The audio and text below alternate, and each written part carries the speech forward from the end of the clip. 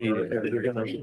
Good. Like they have, which of course, 70 years ago, they had police back when King the Dream and stuff played. They're all. And Kelvin Sampson used the to. Lego. Kentucky, I think. I know he coached it. Yeah, of course, sir. Mexico City is in 2 weeks. They will They got the formally- December two recruiting class coming in next week. They're gonna be good. But it'll be a quick. Where did you go? If you want to look at this, it is on the agenda for tonight. Okay. Oh, they gave me. I'll call the city council meeting to order. We're gonna do the pledge of allegiance and everything again. Yeah. Okay. Roll call Abby Hansen, here. John Hawkins. here. Megan McFarland. Here. Matt McKinnon. Here. Logan Welch. Here. Pledge of allegiance. Once more. I pledge allegiance to the flag of the United States of America and to the republic for which it stands, one nation, under God, indivisible, with liberty and justice for all. Call for motion to approve the agenda. Second. Those in favour say aye. Aye. Item 1, petitions, communications and requests. This is a time of the meeting that a citizen may address the council on a matter not on the agenda. Except in cases of emergency, the city council will not take any action at this meeting, but may ask city staff to research the matter or have the matter placed on the agenda for a future meeting. Don't have anything? I had something. Come on down to the podium. Yeah, sorry, I just, Just state your name and your address. I'm just a guy that lives here. What's your name? Greg Woolward. I got some parking tickets for snow emergency. Mhm. I just had some concerns with that, so I got a speech. I'm not good at public speaking, so I'm just gonna kind of read this and let you guys draw your own conclusions. So my name is Greg Ward. Appreciate the opportunity to address the lack of clear information on the snow emergency tickets. Currently, the tickets we receive are just envelopes. They contain payment instructions and the code number for the snow emergency law. They don't include the code itself, or they don't indicate where how to verify if a snow emergency is in effect. So did a little research, and I kind of think that fundamentally transparency and due process are cornerstones of fair government. While the 14th Amendment ensures equal protection under the law and the right to due process, it also implies that citizens must be given a fair notice of laws that they're expected to follow. By not including the relevant municipal code and location where the snow emergency statuses are posted, such as the city's official website or social media channels, the tickets, I feel, fall short of that. I would like to encourage the council to consider including the snow emergency code, like the actual law or code or whatever it's called, on the tickets. The tickets themselves are envelopes, so be pretty easy just to put it right in there. I also think they should be clear information about where to find out where the snow emergency status can be found. Yeah, so I guess, in my opinion, implementing these changes will ensure that all residents are provided with necessary information to comply with the law. And this will also uphold the principles of transparency and fairness. Thank you for your time. That's all I got. So What address do you live at? 524 Hillcrest Drive. Okay, thank you. Yeah, thanks for coming. Appreciate it. Yeah, thanks for your time, everyone. Okay. Anyone else have anything?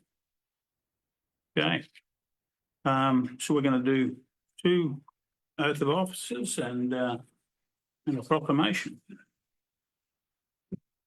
I guess, who wants to go first?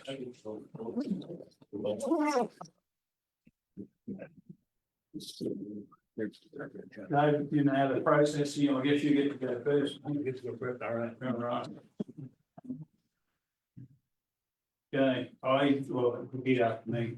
I, David Turpin, I, David Turpin, do solemnly swear that I will support the Constitution do solemnly swear that I will support the Constitution of the United States and the Constitution of the State of Iowa, of the United States and the Constitution of the State of Iowa, and that I will faithfully and impartially, that I will faithfully and impartially, to the best of my ability, to the best of my ability, discharge all the duties of a police officer for Webster City, discharge all the duties of police officer with the city of Webster City, Iowa, as now hereafter required by law. as now and hereafter required by law.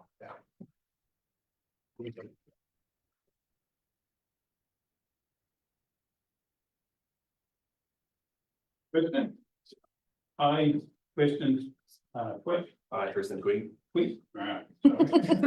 Do solemnly swear that I will support the Constitution of the United States do solemnly swear that I will support the Constitution of the United States and the Constitution of the State of Iowa, and the Constitution of the State of Iowa, and that I will faithfully and impartially, and I will faithfully and impartially, to the best of my ability, to the best of my ability, discharge all the duties of a police officer for Webster City, discharge all the duties of a police officer for Webster City, and that as now or hereafter required by law. as now and hereafter required by law.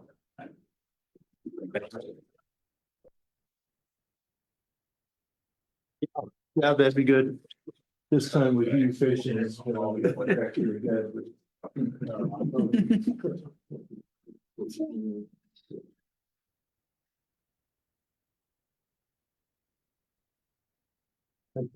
Thanks, Don. Okay, I got a proclamation for the education of young children. Do daycare people want to come up?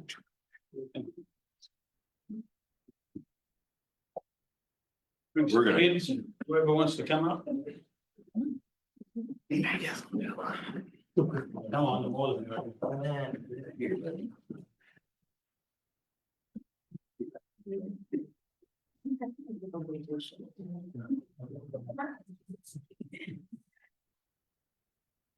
Okay. Whereas the Iowa Association for the Education of Young Children and other local organizations, in conjunction with the National Association for the Education of Young Children, NAEYC, are celebrating the Week of Young Children between April 5th and 11th. And whereas by highlighting the need for high quality early care and education for all children and families within our communities and the state, these groups are committed to the early care and education systems in Iowa that will ensure each and every child beginning at birth is healthy and successful. And based on the latest research on brain development, how children learn and what they know about the return on investments in young children, we fully support the need for access to high quality early care and education services. And the future of our communities and the economy of our state depends on the quality of early childcare and education experiences, as well as access to the high quality early care and education programs provided to young children today. And we must recognise the vital work performed by early care and education professionals, express our gratitude for their important services and support efforts early compensated. Now therefore, I, John Hawkins, Mayor of Webster City, do hereby proclaim April 5th through 11th as Week of Young Children in Webster City, Iowa.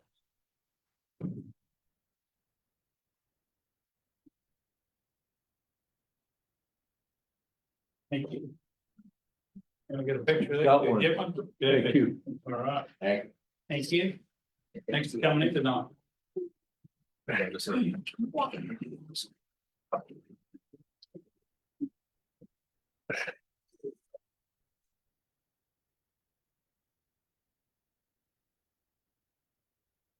the following items have been deemed non-controversial routine actions to be approved by the council in a single motion. If a council member or the member of the audience wishes to have an item removed from this list, we'll consider it on its normal sequence on the agenda.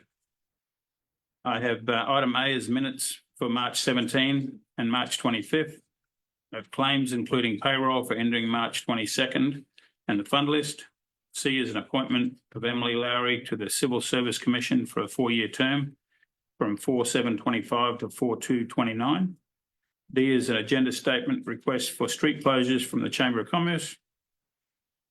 We have Junk Fest from May 24 for 500, 600 and 700 2nd Street, 2nd and 600 and 700 Wilson, Des Moines.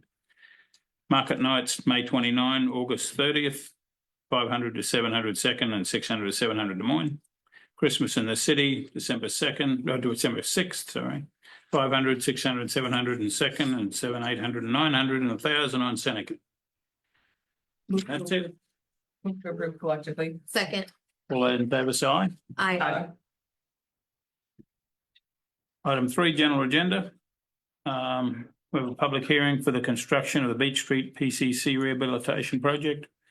I'll open the hearing. Are there any written objections? No, sorry. Any objections? Nope. I'll close the hearing. Over to you, Brandon.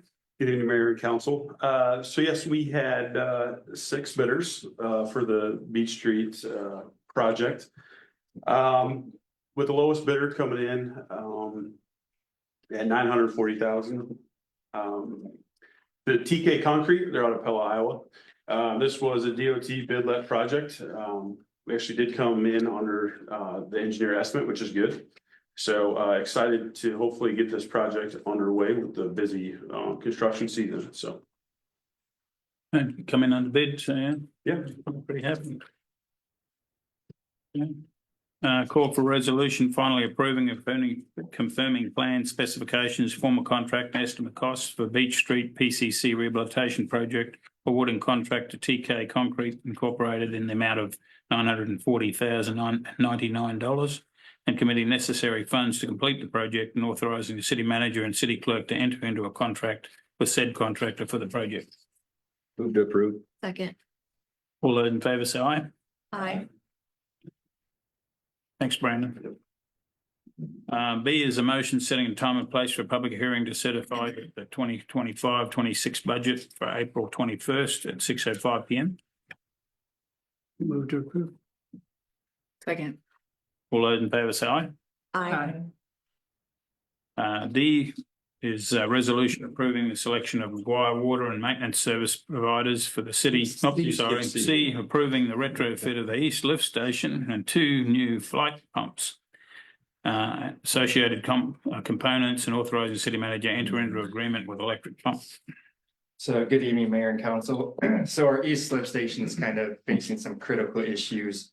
Pump 1 was pulled back in February by electric pump. The parts are obsolete and they can't find any replacement parts for that. And also pump 2 is deteriorating. And especially it's creating a risk for the East Lift Station side if we get heavy flows or high demands for wastewater use. So staff along with Snyder and Associates recommends retrofitting the East Lift Station with 2 flight pumps and the necessary piping and valves at a cost of $92,430 with lead times of 10 to 15 weeks. And this would be coming out of 2026 fiscal year with the lead times being. Nick has within the budget that you reviewed and then, forward years until the new plant is constructed and it actually is in there as well. It's got approximately 300,000 for emergency expenditures of this type. So it's well within your budget and leaves room for additional things that might come to pass. To approve. Second. All those in favour say aye. Aye. Okay, item D is a resolution approving the selection of Maguire Water as the maintenance service provider for the city's 2 water towers and ground storage tank, and authorising the city manager to execute a contract with Maguire Water for the maintenance services. Good evening again, Mayor and Council. So city staff's recommending selecting Maguire Iron as a service provider for our 2 water towers and ground storage tank for the upcoming fiscal years. This recommendation comes after the cancellation with Utility Service Group.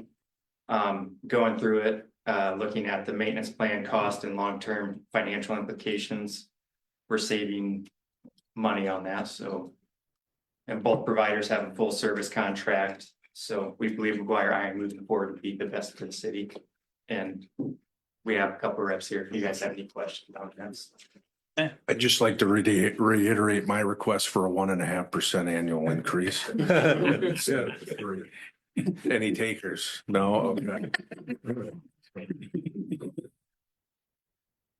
Well, we're saving money anyway, so, yeah, so thank you. Yeah. Call for a motion. Move to approve. Second. All those in favour say aye. Aye. Item E is a resolution providing for the notice of hearing on proposed plan specifications, post formal contract and estimate costs for the construction of the 2025-26 water main repairs and sanitary sewer rehabilitation project for May 19 at 6:05 PM. Good evening, Mayor and Council. So this is kind of a routine project for us. We try to do this every year. Sometimes we don't, but with water main valves, fire hydrants, on the water distribution side of things, they're very, very crucial assets in the distribution system. Currently, we're looking to have 7 water main valves get replaced that are broken, and then 3 fire hydrants that are in operation, but they are very old and they're very tough to operate, and they need to be replaced. So looking for that on the water side, and then on the sewer side, we have a list of repairs, and they're kind of prioritized in severity. And so we have 3 sanitary sewer repairs that we're looking to address. We have Lindale Drive, Beach Street, and then Superior Street. So those 3 are kind of the top of the list that we need to get done sooner than later before they become a bigger problem for us. So. Okay. Call for motion. So moved. Second. All those in favour say aye. Aye. Thanks, Brandon. Item F is a resolution authorising the city manager to enter into a treatment agreement between the City of Webster City and Marianne Specialty Foods. Darren Jacobs is here to present. And then we also have a 1-page memo on sort of an update on where we are with the wastewater plant planning process. In summary, this is the final agreement that we needed to revise and reset before Darren could get into the real nuts and bolts work of I think we have it. We have they're gonna moving to the next phase of planning for the plant. And so Darren can give an update of maybe what the agreement was, what the dialogue with the user was, and where we're at here. Yeah, good evening, Mayor, Council, and public. This is probably the most exciting thing you'll hear about tonight, so hang on your seats there. We've been working with Mary Ann's for some time to get an agreement. For those of you who don't know, all industries that contribute a large amount of wastewater have to have what's called a significant industrial user agreement with the city. And we have gotten to that point where we now have an agreement for loads and flows. As John indicated, that's very, very important, because until that is completed, we really can't think about the wastewater treatment plant or anything else upstream. So we have an agreement. In a nutshell, it was favorable to both parties. We both compromised a little bit, and I think everybody is pretty happy with where it is. And it allows them to expand their business, and it allows us to complete the math that we need. Do you have any questions on that part of the talk? So the second half, as John alluded, is where do we go now? Now that we finally have some math, and I understand you all have a copy of this memo. And any member of the public that would like it, I certainly can give it to you. In a nutshell, we have submitted this to the DNR, and this is the math that goes with trying to size the treatment facility. And in a nutshell, it would give you enough room to expand the population by about 2,500 people, or an industry, or a combination thereof. Plus, it gives us 10% beyond that, which DNR kind of likes to see as a bit of a cushion, in addition to taking the load that you have today. And there's a table on here that talks about where we are today, If you want to talk about it, I'd be glad to. If you can't sleep tonight, you can look at it and give me a call. But in a nutshell, we've tried to right size the facility. And we've tried to make it so that it's modularly expandable. So today we have enough room for 2,500 people to grow, but pretending and saying, hopefully that someday we get an industry that comes to town, we can readily add more tanks and more equipment and accommodate whatever is needed. That's the long and the short of a couple of pages of graphs and lots of numbers. Happy to answer questions. Yeah, I think this is an exciting step and really critical in our next phases of the process. Like Darren said, the size of what is being proposed is somewhat smaller than the original proposal, but we are still able to accommodate population growth and another industrial user. But I think in addition to that, and probably the compromise that was worth making was the cost of this proposal and sort of the estimates around that compared to maybe what we were facing. And then secondly, the easy method or easy steps that would be required to upsize the plant if for some reason we grew more than 2,500 people or we had more than one other significant industrial user.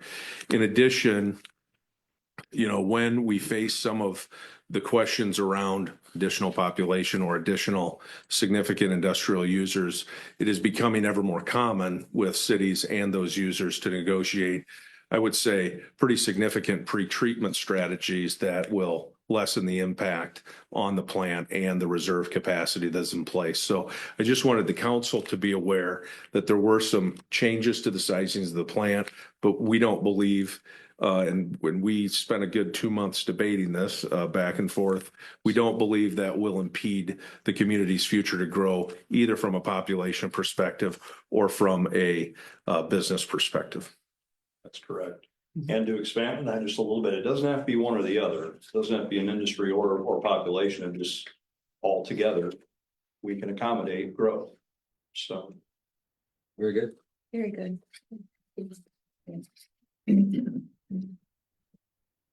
Call for motion to, Move to approve. Second. all those in favour say aye.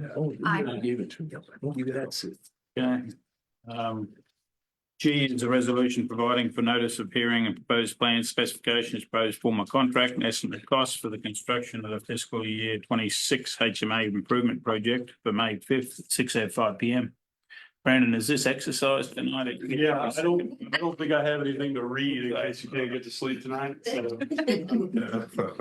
Sure with you, Brandon. Yeah. Good evening. So this is for our HMA project to go out for bid. As discussed previously, we have 6 base bid locations, a total of 5 bid alts. Included in the 5 bid alts, 2 of them are for the Graceland Cemetery. They try to get a little bit of done in the cemetery, and we try to lump that in with our project to get a better price, which we've been trying to do the last couple of years and help out Brianna and her staff. So that's included in there. As part of this project, limited curb and gutter. We're trying to get as much done as we can. So we'll do spot repair, curb and gutter, and then box outs of the manholes and valve risers for the water. And city staff will do as much as we can, like what we did last time. We will core out the areas that need to be addressed. We will they call it wheel pack, but we'll drive some of these areas, and if they need dug out, we'll dig them out, and then we'll supply the sub-base material. So it's a big savings for the city to get as much done as we can. So excited. Reason for the bid also to, if we get a really good prices, we can get all this done. So last year we saw really good prices, and we're kind of hearing that it's same as this year. So kind of hoping for the best. Call for motion. So moved. Second. All those in favour say aye. Aye. Item H is discuss clean up and drop off event for June 13 and 14. You know, they suggested, the school is okay with those suggested dates. Didn't know what you, how everybody was. I guess I'll be fresh back from being away again, probably. So I'll be back, ready to throw garbage. Works for me.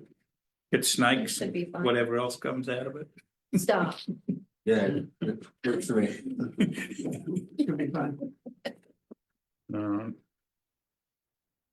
So March, just June 13 and 14. You set that. Call the top school. Whoever does that. Okay. I'll I'll figure it let out. them know. Yeah. Okay. I think Ashley was doing it. I'll let her know. Yeah. Zach, what have you got? So we had two more abandoned property cases that were set for hearing today, so those were both successful, so now you are the proud owner of 2 additional properties in town. Congratulations. We have 2 more in the queue right now, so those will be coming up too in the near future. The HMA project that Brandon was just discussing, we've started the temporary construction easements for those, and those have been sent out to city staff to get signatures on. And then finally, the wastewater maintenance contract, we terminated that, so worked with Nick on that, so that's good to go as well. So any questions, I'm here to answer them. Okay. These residential properties, Zach, all 4? Yeah.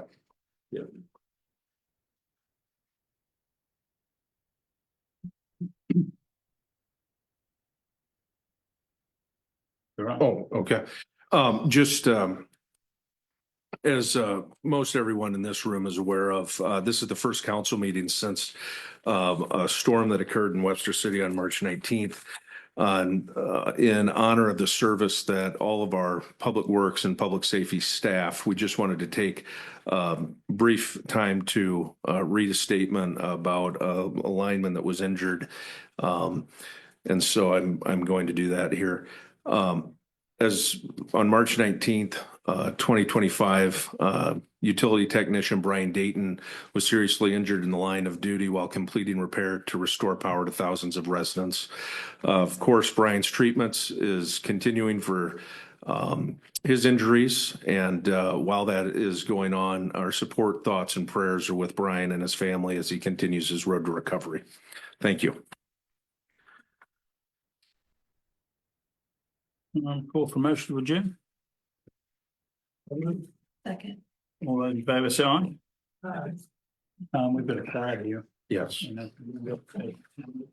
Oh.